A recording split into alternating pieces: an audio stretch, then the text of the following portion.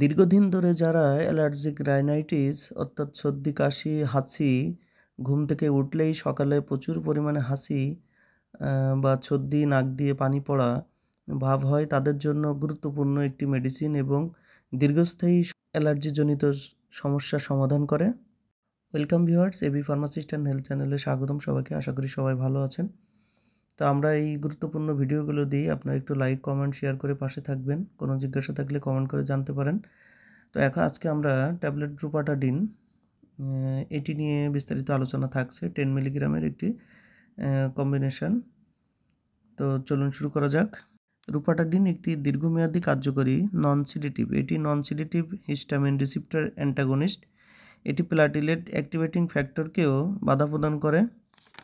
তো এটি যদি মূলত আমরা দেখি কি কাজ করে, নির্দেশনাটা দেখলে দেখা যায় রুপাটাডিন সিজনাল এবং পেরিনিয়াল অ্যালার্জিক রাইনাইটিস এবং আর্টিকারিয়ার এর জন্য নির্দেশিত। সিজনাল যে অ্যালার্জিগুলো, সর্দি কাশি ঠান্ডা, বা অনেকে আছেন যাদের ঘুম থেকে সকালে উঠলেই প্রচুর পরিমাণে হাঁচি হয়, নাক চুলকায়, বা নাক দিয়ে পানি বের হয়, তাদের জন্য এই মেডিসিনটি দারুণ কার্যকরী। রুপাটাডিন 10 মিলিগ্রাম এই ট্যাবলেটটি।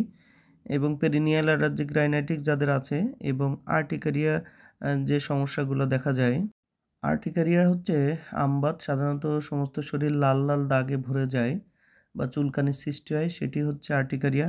তো এই যাদের শরীরে লাল লাল দাগ হয়, হঠাৎ করেই লালচে দাগ উঠে যায় কোনো কিছু অ্যালার্জিজনিত খাওয়ার পরে, যাদের শরীরে এই লাল লাল দাগগুলো দেখা যায়, তাদের জন্য এই রুপাটাডিন ট্যাবলেটটি খুব ভালো কাজ করে। আমরা যদি এর মাত্রা বা সেবনবিধিটা একটু দেখি, তাহলে দেখা যায় যে প্রাপ্তবয়স্ক বা 12 বছর বয়সী এর ঊর্ধ্বে শিশুদের ক্ষেত্রে এবং প্রাপ্তবয়স্ক যারা, তাদের ক্ষেত্রে দিনে একবার একটি ট্যাবলেট খাওয়ার আগে বা পরে যে কোনো সময় খাওয়া যেতে পারে, সেবন করা যেতে পারে। এই রুপাটাডিনের প্রতি নির্দেশনার ক্ষেত্রে দেখা যায় এর যে কোনো উপাদানের প্রতি অতি সংবেদনশীল রোগীদের ক্ষেত্রে এটা ব্যবহার করা উচিত নয়। পার্শ্ব প্রতিক্রিয়ার মধ্যে দেখা যায় যে সামান্য ঝিমুনি, দুর্বলতা, অবসাদ, শুষ্ক মুখ, মাথা ব্যথা হতে পারে, যদিও এটা নন সিডেটিভ। একটি সতর্কতা খুব গুরুত্বপূর্ণ, সেটা হচ্ছে যে আঙ্গুর যে ফলটি, আসলে এই ফলের সাথে এই রুপাটাডিনের প্রয়োগ অনুমোদিত নয়। অর্থাৎ আঙ্গুর ফল খেলে এই মেডিসিনটি খাওয়া উচিত নয়। গর্ভাবস্থা এবং স্তনদানকালীন এইটি ব্যবহারের সুনির্দিষ্ট কোনো তথ্য নাই। সুতরাং এটি চিকিৎসকের পরামর্শ ছাড়া তাদেরকে খাওয়ানো উচিত নয়। তো এটি ছিল রুপাটাডিন ট্যাবলেট নিয়ে সংক্ষিপ্ত আকারে আলোচনা। শিশুদের নাগালের বাইরে রাখুন। প্রত্যেকটি ওষুধ 30 ডিগ্রি সেন্টিগ্রেডের নিচে রাখুন।